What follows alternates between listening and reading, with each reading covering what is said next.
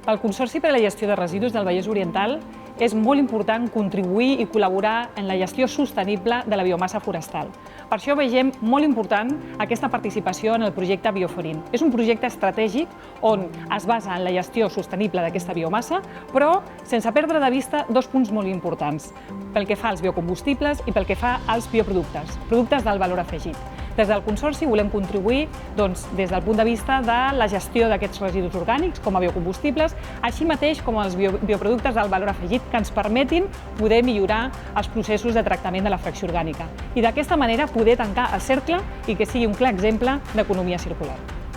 En concret, utilitzarem el biochar aplicat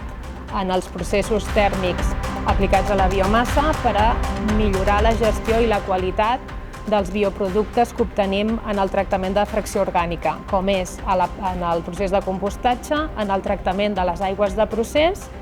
i en la purificació del biogàs, així com en el propi procés de digestió anaeròbia.